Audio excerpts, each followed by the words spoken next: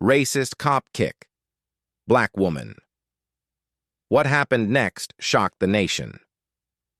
A woman pulled into a gas station in Alabama.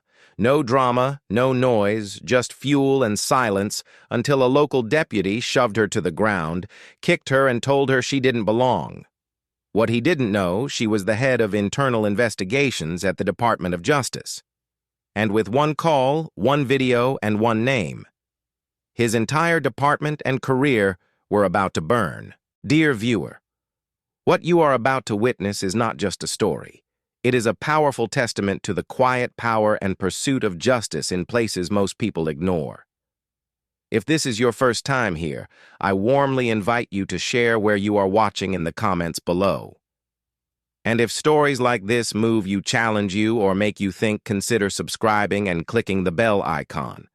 We share voices that deserve to be heard every day. Thank you for being here. Now let's get into the story. Under a sky stretched thin with summer haze, the road ran like a scar across the dusty back country of Alabama. Highway 43. A forgotten stretch. Not the kind of place that makes headlines. Not the kind of place anyone powerful is expected to pass through. But on this particular day, under the indifferent glare of the southern sun, that changed. She drove alone, a black SUV humming beneath her like a held breath. Inside, the air was cool, calm, controlled. At the wheel was a woman who didn't fit the picture most people would paint of someone just passing through. She wasn't dressed to impress. No sharp suit, no designer sunglasses, just jeans, a plain gray t-shirt, boots with dust from 3 counties on them. But there was something about her. Something in the way she held her posture, the deliberate way her hands touched the steering wheel. Like she wasn't just driving. She was studying the road, studying the silence, waiting for something she already knew was coming. Her name was Cassandra Monroe. To the outside world, to the clerk at the last gas station, or the farmer who waved from a field, she was just a tired woman on the way home. But Cassandra Monroe wasn't just anyone. She was the director of internal investigations for the Department of Justice, a name rarely uttered in public, a position known only to a few in high places. The woman who had built her career chasing shadows, rooting out corruption, and pulling rotten roots from the soil of American law enforcement. The kind of woman you don't cross. Unless, of course, you don't know who you're talking to. And Officer Bradley Knox, he didn't know. It started the way these things always do. Small, stupid. A flicker of ego, a flash of misplaced authority. Cassandra Monroe had stopped for gas. That was all. A quick refill at a cracked old station just outside Tuscaloosa. She pulled up, parked beneath a rusted canopy that creaked in the wind, and stepped out with the calm grace of someone who'd done it 1,000 times. She didn't even notice the sheriff's cruiser at first. Parked in the far corner, windows tinted too dark, a country radio station buzzing faintly from the dash. But Deputy Harlan noticed her. She wasn't from around here. Her SUV had government plates, but not the kind anyone in a small town recognizes. She moved too smooth, too certain. That was all it took. That quiet resentment, the kind that furs in men who wear a badge for power, not for protection, flared the moment he saw her. He pulled up behind her car, slowly, tires crunching gravel like bones got out, adjusted, his belt approached like he owned the land she stood on. "Ma'am," he said, already puffing his chest, already ready for a fight. "You lost." Cassandra Monroe turned steady and measured. No deputy just getting fuel. Her tone was polite, respectful, but firm. The kind of tone that doesn't bend. The kind that tells you, without saying it, she's someone who knows the law better than you do. And that only pissed him off more. "License?" he barked. "May I ask what the issue is?" He didn't answer, just repeated himself a little louder this time. "License." She gave it to him. No hesitation, no attitude, just calm compliance. Because that's what you do when you're a black woman alone on a rural road and a white cop decides you're a problem. He snatched the ID, muttered her name under his breath, not recognizing it, not caring. And then, without warning, he took a step closer, close enough for Cassandra Monroe to smell the cheap coffee on his breath. You know he said people like you usually keep to the interstates, nice and safe. Don't tend to wander off where you're not expected." That was the moment the spark. Cassandra Monroe said nothing. She didn't have to. Her silence said more than words ever could. She looked him straight in the eye and waited. And that was when he snapped. No warning, no provocation, just fury and fear disguised as authority. His hand shot out and shoved her hard against the SUV. Her head knocked back against the frame. Her hand hit the pump. Gas spilled. She stumbled right at herself. Her eyes narrowing, but still no panic, still no fear. Then came the kick. A heavy steel-toe boot straight into her shin. It was fast, brutal, unnecessary, the kind of kick that isn't about control. It's about humiliation. Cassandra Monroe collapsed with a sharp cry, her knee slamming the gravel. Blood bloomed through her jeans. The pump clattered to the ground. Harlan stood over her smirking like he just won something, like he just taught a lesson to someone who didn't know her place. "You don't belong here," he said. "Stay down." And that's when time stopped, because Cassandra Monroe didn't stay down. She never had. Not in 27 years of law enforcement, not when testifying before Congress, not when facing threats, sabotage, or institutional rot. And she sure as hell wasn't going to let one backwater deputy decide her worth. She pushed herself up, slow, shaking, bleeding, and looked him dead in the eye.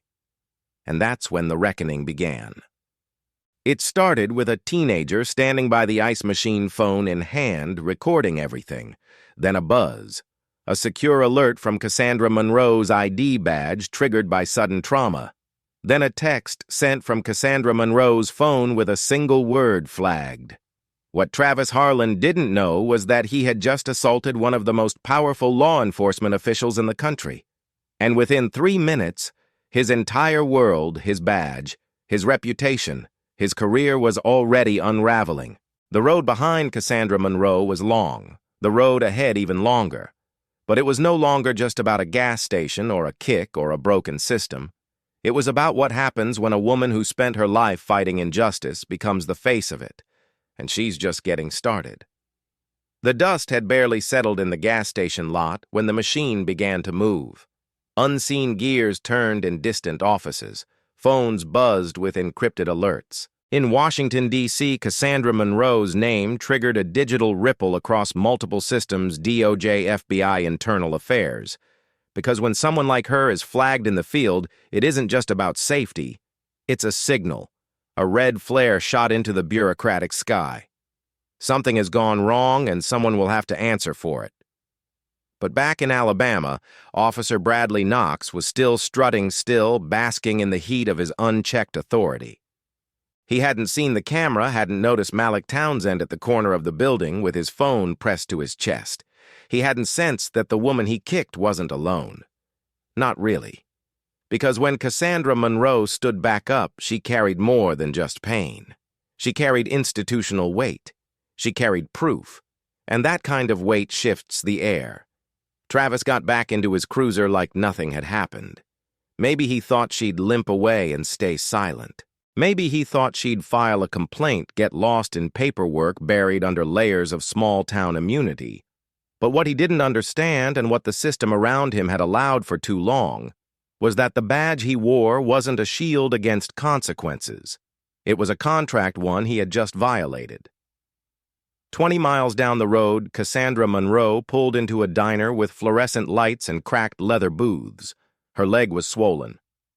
Blood had dried around her knee, crusted to the frayed denim, but her hands were steady as she stirred her coffee. Pain didn't shake her. Betrayal didn't either. What shook her was how routine this all felt, how predictable, how easily a man in uniform could forget what the badge was supposed to mean. She opened her laptop in that booth, fingers dancing with precision. Within seconds, she was inside the internal DOJ system. She searched his name, Travis Harran.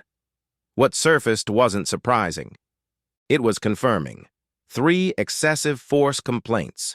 2 dismissed for insufficient evidence, 1 quietly settled out of court, all against black civilians. No disciplinary actions, no suspensions, just paperwork signed and filed, buried under policy and silence. But it wasn't just about Travis. Cassandra Monroe shifted the scope of her search. She pulled personnel files, county hiring records, IIA reviews. Patterns emerged like cracks in concrete. It wasn't one man. It was the culture that molded him, protected him, rewarded him. The sheriff's department had a reputation. Unofficial whispered but known. Aggressive traffic stops, racial profiling disguised as routine checks. A department built not on service but on dominance. And that's what Harlan had learned. Not law, not justice, but hierarchy. That the badge didn't mean protect and serve. It meant decide and punish. It gave men like him the illusion of control and the cover to act without fear. Until now. Cassandra Monroe closed her laptop and made a call. Not to press charges, not yet. She called a colleague in the Civil Rights Division, a woman named Elise Warren, who had once spent 6 months undercover in a southern precinct for a DOJ corruption case. They spoke in code as they always did, but the message was clear. We may have another pattern in Tuscaloosa County. Elise Warren didn't ask questions. She just said, "I'll get a team ready." Outside, the air had cooled slightly. The sky now glowed amber with the oncoming dusk.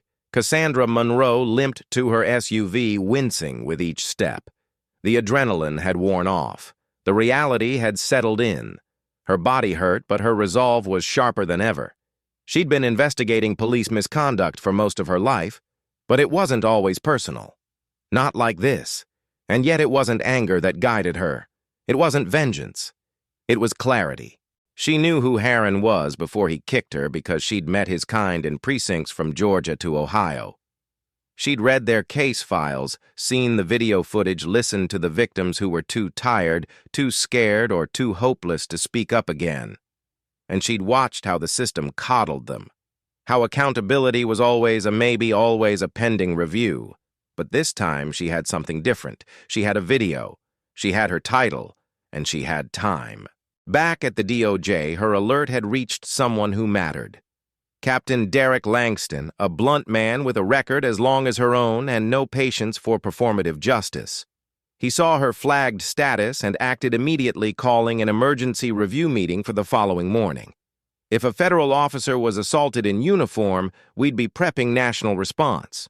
Just because she was off duty doesn't make her less hours, he said to his staff. And that was the difference Cassandra Monroe had earned. Not through politics, but through reputation, through the quiet, brutal, unglamorous work of holding people accountable. In the meantime, Cassandra Monroe returned to the gas station. She parked across the street, watching from the shadows. The same teenager from before was stacking crates by the back door. She approached him carefully, aware of how she looked. Blood-stained jeans, a limp intensity behind her eyes. But when she spoke, her voice was soft. "You recorded what happened." He nodded. "Can I see it?" He handed her his phone. She watched the footage. Just 63 seconds long, but damning. Harlan's words, the kick. Her fall, the smugness in his stance. She didn't flinch. She handed it back. "Keep that safe," she said. "And make sure someone always has a copy." He didn't ask who she was. Maybe he already knew. Maybe instinct told him she was someone who made things happen. Cassandra Monroe drove away with a new fire in her chest. Not rage purpose. Because beneath the badge, beneath the layers of armor and protocol, there are people. And sometimes the only way to fix what's broken is to become the mirror they can't look away from. The system protected Travis Harlan, but the system also trained Cassandra Monroe, and now she was turning back to face it. Not as a victim, but as a reckoning. It wasn't the bruise on Cassandra Monroe's leg that throbbed most that night. It was the weight in her chest, the kind that comes when anger stops boiling and becomes something colder, more focused. She sat in her motel room just outside Birmingham, the kind of room where the air conditioner rattled like a warning, and the light bulbs buzzed if you looked at them too long. The curtains were drawn tight. Her laptop screen glowed blue against her face. And on that screen was the file that would ignite everything. She had named it simply Pattern dot dot dot dot. Inside was more than just Travis Harlan's record. It held deposition transcripts, leaked emails, internal affairs complaints that had never seen the light of day. Some she'd pulled from public archives. Others had been handed to her by officers who were tired of keeping quiet. And one came from an anonymous source, a whistleblower still buried inside the Tuscaloosa County Sheriff's Department. It was a spreadsheet of disciplinary actions never reported to the state board with names, dates, and incident codes.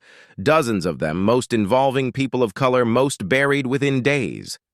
She stared at it for a long moment. Each line was a story no one had listened to. Each entry a silent permission slip to keep harming. She closed the file and reached for her burner phone. One number only used once before. It rang twice. "You ready to go, Loud?" the voice asked. "Not yet," Cassandra Monroe said, "but I'm ready to strike a match." The next morning, news broke across Alabama state outlets. Federal officer assaulted in uniform by local deputy. Investigation underway. The article was brief, restrained, and careful with names, but it didn't need to shout. The subtext screamed. Social media picked it up within hours. Hashtags started circulating, and then the video dropped. 63 seconds of truth. Malik Townsend had uploaded it anonymously, but it spread like fire on dry grass. It was Travis's boot. It was Cassandra Monroe's fall. It was his smirk. It was her silence. And then it was rage. By noon, the footage had reached national eyes. Civil rights attorneys shared it with statements of fury. Activists dissected it frame by frame. Former officers began reaching out. Reporters called Mia's burner one after another. She didn't answer. She didn't have to. The story was already moving without her. That was the point. In Tuscaloosa County, the sheriff's office scrambled. Sheriff Clayton Reed issued a boilerplate press release. "We take these allegations seriously and are cooperating fully, but the walls had already started to shift." A low-ranking deputy leaked a photo from the station. Travis seated at his desk, scrolling on his phone, still in uniform. No suspension, no accountability, just another day. It backfired immediately. Protesters began assembling at the courthouse steps by the afternoon. Not thousands, not yet, but enough. Enough to be noticed. Enough to rattle windows. Signs were raised. Justice for Cassandra Monroe. No more hidden files. He kicked her. We saw it. And in that fire, something else started burning too. Fear. Travis Harlan knew the tide was shifting. He tried to laugh it off at first, made jokes in the locker room, called it the internet acting tough. But that night, someone slashed the tires of his cruiser, left a note on his windshield that read, "She's not alone." And for the first time, he hesitated. But Cassandra Monroe didn't want threats. She didn't want destruction. She wanted exposure. She called Elise Warren again. "I need DOJ eyes on the sheriff's department. Quiet but thorough. I'm opening a formal request for federal oversight. You'll be stepping on a lot of toes," Elise Warren warned. "I'm used to that," Cassandra Monroe replied. And she was, because this wasn't her first rodeo. But this time, she wasn't just building a case. She was aiming to uproot the whole tree. The deeper she dug, the uglier it got. Deputies with rap sheets that rivaled the people they arrested. Internal complaints logged by junior staff and immediately erased by senior brass. A body cam footage policy that conveniently lost data every time excessive force was reported. Cassandra Monroe began mapping it all. One wall of her motel room became a spiderweb of sticky notes, printouts, and pins. Harlan was just the spark, but there were lines connecting him to supervisors, to contractors, even to local judges. And the final magic came when she received an unmarked envelope slid under her door. Inside a copy of an old memo dated 2 years ago.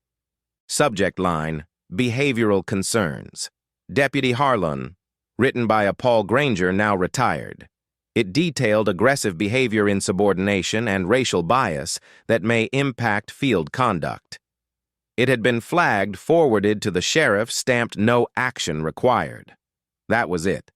Cassandra Monroe scanned it, logged it, and smiled not with satisfaction, but with certainty. That night, she wrote an op-ed. Not an accusation, not a scream, but a story. Her story.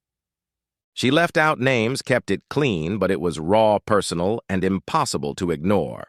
It ran in the Atlanta Journal-Constitution the next morning under the title, "What It Feels Like to Stand Up After They Knock You Down." By noon, it had been shared 200,000 times. The fire they started with one boot had become something else entirely. Not vengeance, not chaos. It had become truth. And truth, once it finds oxygen, doesn't die quietly. Smoke rose long before dawn, curling like ghostly fingers through the air outside Cassandra Monroe's motel window. The wind carried it across the cracked parking lot, brushing past the battered soda machines and flickering vacancy sign before reaching her nose sharp with gasoline and something darker. Intent. She was already awake when the explosion hit. A dull thud, then flames licking up from her SUV in a burst of orange and fury. The vehicle lit up like dry timber. Tires popping, metal groaning, windows shattering in violent bursts. The blast wasn't meant to harm her. Not directly. It was meant to warn, to mark her, to say, "We're watching. Back down." But all it did was set her resolve in stone. She didn't scream. She didn't panic. She moved fast and silent, yanking the motel door open, stepping barefoot onto the pavement still warm from yesterday's sun. The blaze illuminated her face as it did the word painted across the sidewalk in thick black spray paint. Enough. No signature, no trace. Just that single word burning into her retinas harder than the fire. It wasn't a warning. It was a declaration. And in the silent minutes that followed, before sirens began to wail, before motel guests stumbled out in robes and slippers, Cassandra Monroe stood alone and still not broken, not afraid, just awake. When the firefighters arrived, she gave them space, offered no explanation. Let them ask questions. Let them wonder. Let them guess who she really was, because the moment for hiding had long passed. Back inside her room, her laptop survived untouched, and with it every piece of evidence she had collected. Files, names, leaked documents, images of video now seen by millions. But it was what she hadn't shared publicly that mattered most. There was one more piece of the puzzle. 3 days before the fire, she had received a tip from inside the sheriff's department, an officer she'd once mentored during a joint task force. Young, idealistic, and now terrified. He'd forwarded a confidential memo drafted by Sheriff Vick himself, a communication strategy in the wake of a viral misrepresentation. The plan was clear. Discredit, distract, delay, smear campaigns, whispers of misconduct in Mia's past, even the suggestion she'd staged the entire assault to push a personal agenda.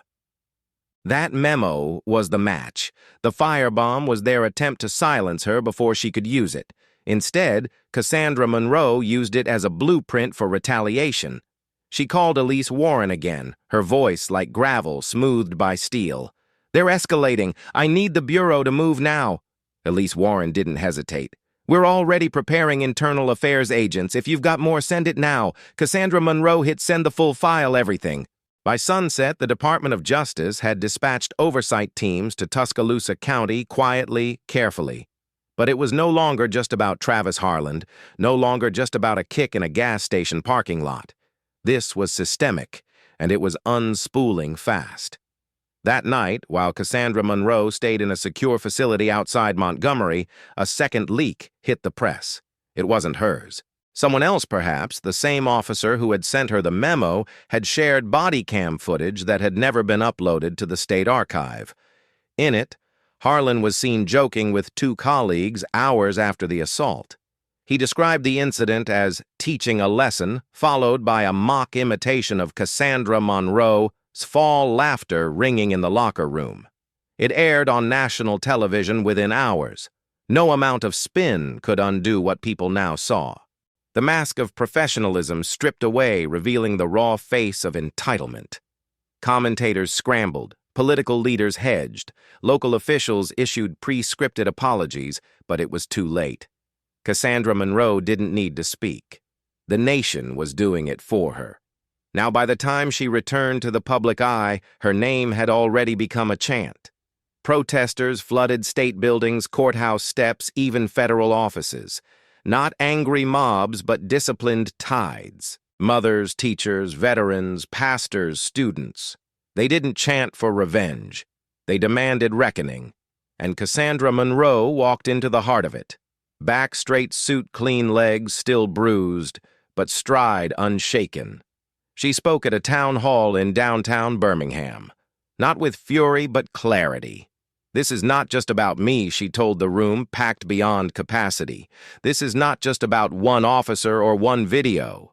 This is about a sickness too many people have learned to ignore until it screams. And even then, they ask the scream to quiet down. A woman in the back wept. A man beside her stood and shouted, "You are the fire!" Cassandra Monroe looked him in the eye and said, "No, we are." The room erupted. Behind the headlines, things were moving even faster. Sheriff Vick was placed on administrative leave pending federal investigation. Travis Harland was suspended without pay. Though Cassandra Monroe knew suspension was never enough. Charges were drafted. Attorneys circled, and the DOJ's internal review widened like a crack-splitting concrete. They had underestimated her again. They had believed the story would pass, that she would tire, that her voice would wear thin. Instead, it deepened, sharpened, multiplied. Even late at night, when her leg throbbed and her voice faded, Cassandra Monroe would sit at her desk reviewing testimony, answering emails from strangers across the country. Teachers in Milwaukee, grandmothers in Louisiana, small-town lawyers in Idaho. All of them had stories. All of them whispered the same word.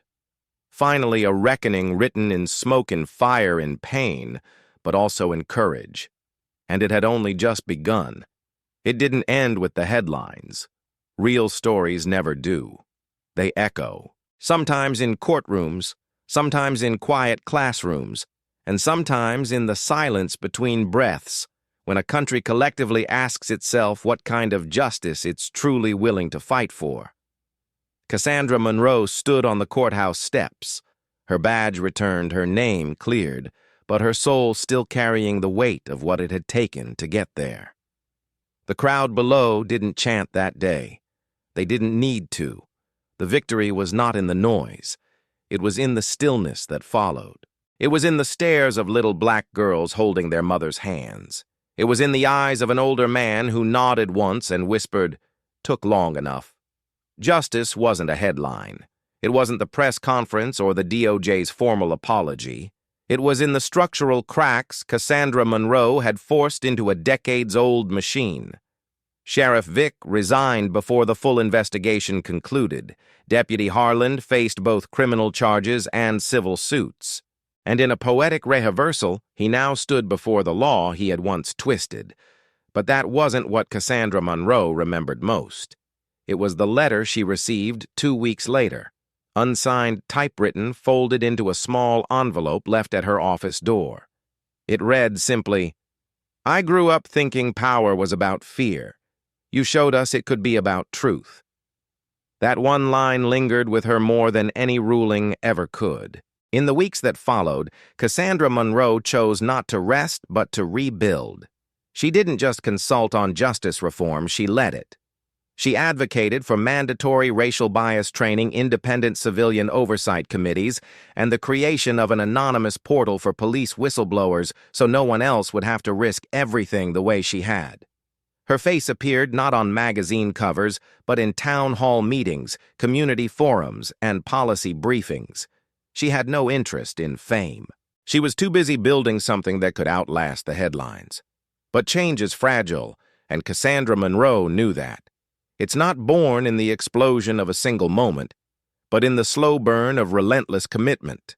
And so when the cameras moved on and the hashtags faded, she stayed. She listened. She showed up in rooms where she wasn't invited and demanded seats for people who'd never had one. 1 year after the assault, she returned to that gas station. The pumps were new, the asphalt replaced, but she could still see the stain on the gravel even if no one else could. She stood there alone for a long time, her reflection in the station window merging with the woman she used to be. Not just a survivor, not just the FBI chief, but a catalyst. Across the country, small towns had started having big conversations. Officers were being held to standards that once felt untouchable. Communities were watching not because they were told to, but because they had learned through Cassandra Monroe's story that silence had never protected them. Only truth could. And Cassandra Monroe, she never wanted to be the face of a movement. But sometimes the storm chooses you. And when it did, she didn't just stand in it. She became the eye of it, calm, unshakable, full of power. Because the aftershock of injustice isn't just chaos, it's clarity. And what followed Cassandra Monroe was an awakening. Not loud, not brief, but real.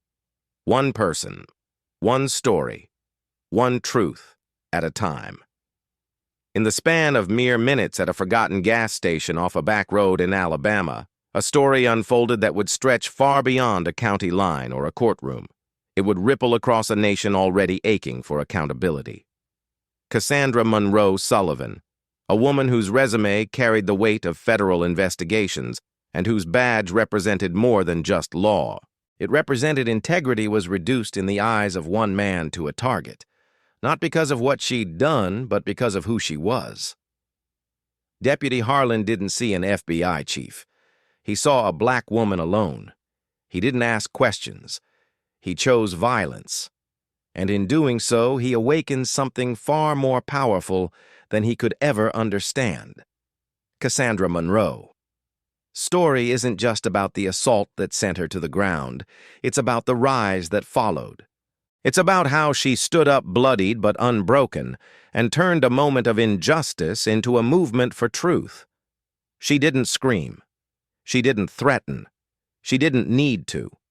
She built her case brick by brick with surveillance, with testimony, with strategy, and exposed not just a rogue cop, but a rigged system designed to protect him. From county corruption to political shields, from media manipulation to personal retaliation, Cassandra Monroe faced every weapon thrown her way. Her SUV was firebombed, her reputation attacked, her career temporarily suspended.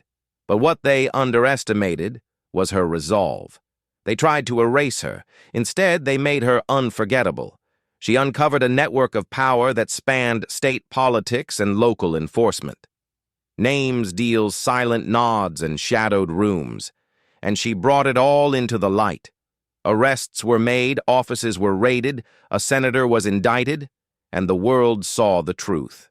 Not just in grainy video clips, but in the unwavering clarity of Cassandra Monroe's voice. But her greatest achievement wasn't in the downfall of corrupt men. It was in the awakening of those watching. Young women who now see power in their silence turn to speech. Parents who saw that standing up could be quiet but no less forceful. Officers who finally saw that loyalty to justice must always outweigh loyalty to the badge. Cassandra Monroe reminded us that justice doesn't come from rage. It comes from resolve. It doesn't come from violence. It comes from vision. She reminded us that courage isn't loud but persistent. That dignity doesn't depend on who's watching, but on what you stand for when no one is. So what's the lesson we take from Cassandra Monroe's journey? It's this: you don't have to wear a badge to hold the system accountable. You just have to refuse to look away. In a world still shaped by bias and silence, your voice, your camera, your choice to say, "This is wrong." That's where change begins. You are not powerless. You are not too small. You are not alone. When you speak truth even quietly, it echoes. So if Cassandra Monroe's story moved you, if it made you angry, hopeful, shaken, or inspired, then don't let it end when the video does. Let it begin something in you. Subscribe to this channel so we can keep telling these stories, the ones they try to bury, the ones that expose the cracks, the ones that remind us the system doesn't get to define justice. We do. Hit that button, share this story, and join a community that refuses to stay silent, because the next Cassandra Monroe, she's already out there. And she deserves to know she's not standing alone. Justice isn't always loud. Sometimes it's the quiet persistence of one person refusing to stay silent. Cassandra Munro didn't set out to be a symbol. She simply chose not to look away. And in doing so, she reminded us that real change doesn't begin in courtrooms or press conferences. It begins in moments, raw, uncomfortable human moments, where the easy choice is silence, but the right choice is truth. At Soulful Stories the Four, we believe these stories matter. Not because they're easy to watch, but because they're necessary. If this story moved you even a little, let us know. Hit the like button to show you stand with integrity. Leave a comment. Have you ever witnessed injustice and struggled with how to respond? What would you have done in Cassandra's place? And if you believe the world needs more than just headlines, if you believe in voices that go deeper, subscribe and join us. Because these conversations shouldn't fade when the news cycle moves on. But here's a question that might challenge you. Do you think the system is broken? Or is it working exactly as it was designed? That's where the real debate begins. We're not here for outrage. We're here for awakening. Thank you for watching. Thank you for thinking. And thank you for being part of the story.